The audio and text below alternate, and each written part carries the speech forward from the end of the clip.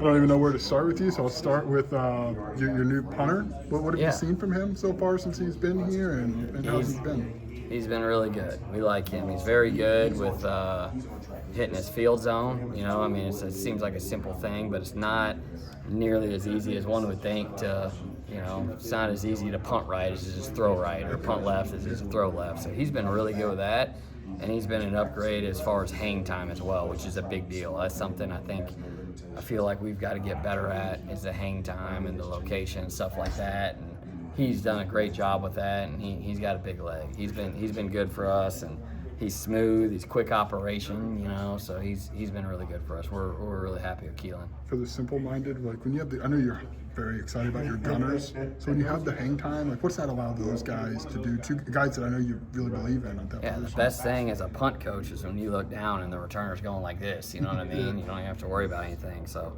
yeah, it helps everybody. It helps everybody. It's hard to cover it when, you know, a good player catches the ball and there's no one around them, because anybody, you get to pick who's back there. You're going to pick the most dynamic guy in your team and that you trust. And you know, we talk about it all the time on the other end of it with punt return. Like, give our guys space, good things happen. You know, it's kind of the flip side of that. Like, close the space on it, and big part of that's the punter. Yeah, I feel pretty confident in Hank on punt return, but I do want to focus on kick return because you did lose Canary. Like, who are you rotating through there, and what's an ideal candidate look like at that position?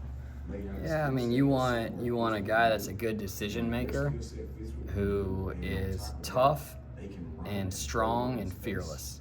You know, that's kind of a thing you want. You want a guy that's going to run through the smoke and run through an arm tackle and make good decisions on when to bring it out, when not to, and a good communicator. And you know, we've had several guys take reps back there. You know, Aiden's been back there in games before. I think he's a really good option for us. You know, we got several guys. I think Khalil was our two most of last year, and I think he could be special back there. Like, we got a lot of options back there. We're still trying to figure it out right now at this moment, but we don't have anybody that's a clear, like, front runner. Like Hank, Hank on punt. Yeah. Hank's done a great job there. How big is it this time of year, just for a general team sense, kind of the one-on-one competition, getting on the field, competing against each other when the off season's been a lot of you know just individual and training in the weight room and stuff like that? Yeah, it's always good. You want to see what guys are going to compete and see what guys are going to show up when the lights come on, and that's on offense, defense, special teams, and you know, you always want to do competitive drills, and you know, there's always a technique and fundamental element of it, but also you want to see when the lights come on, like who's going to go do it. You know, it's been good. We've had a bunch of drills like that and put some guys in competitive situations and see who will go, and it's like it's a gauge into your future. It's like in fall camp it was Tanner Heckel, Jaheim Clark, Mac Resetich, Luke Zartan, all those guys were dominant in all those drills, and then you look out, oh shoot, those are the guys making plays for you. So it's not that hard to figure out. Sometimes we make it harder than it needs to be as coaches, but. Is there an update on Rusk, coming back? He looks great right now. I know we've been kind of cautious with him, but he looks good. He's been getting a lot of work in the weight room and movement skills and everything, and I feel really good about where he's at. So he's wearing pads and stuff, just taking it more cautious, or? Yes.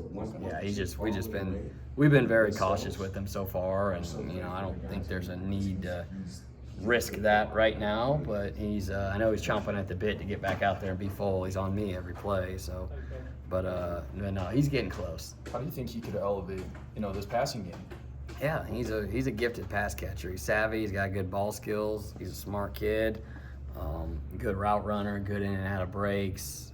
Understands coverage. He would elevate us as a room when he gets back. So can Tyshawn Griffin give you something on the special teams? Kid's got some obvious jets about him. So. Yeah, he's one we're working with and figuring out and putting him in situations right now. And he's done some things like last year, like on the look team and stuff. He did a good job there, and he's a guy we're putting in situations to try to figure it out right now. Davin, what's he added to you? Oh, he's awesome. I love Davin. He's tough as can be. He's smart as can be. Good teammate. Like, he's fit in with those tight ends, right? He's almost like Goda. Goda fit in immediately. So is Davin. Like those guys. But he's a really good football player. He's kind of embodies what Coach B wants in the program: tough, smart, dependable. as him, you know. And he was really well coached at South Dakota State. He comes here, he knows a ton of football. He's really smart. He figures it out quick. He plays really hard. He's a good person, so we couldn't be more excited about where he's at. How'd you come across him? How'd this match come to be? I was at the playground. There's an indoor playground. I was there with my daughter. It's at the church we go to, and she was playing, and I get a call from Jay Kaiser. He's like, "Hey, this South Dakota State kid went in the portal. What do you think?" And I was like, pulling up my phone, and he's really, all right, yeah, he's really good.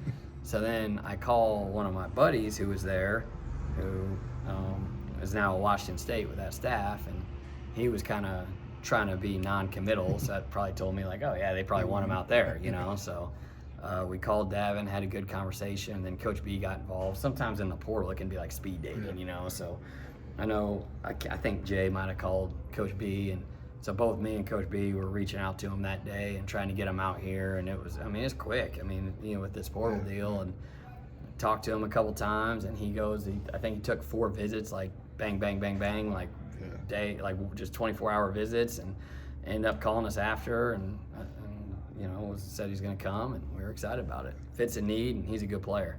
Jordan obviously is a new full-time addition to your room. Yeah, Brett he's said. awesome. How's that transition for him? I know he started a little last year, but how's it going with him? Yeah, he's been good. He gives an element, a different element in that room. He's pretty versatile and you know, a tough kid, and really smart, really conscientious, and good to be around. You know, he takes great notes in meetings, but yeah, Jordan's done a great job for us, and he's played well through 5 practices. So we're excited about him.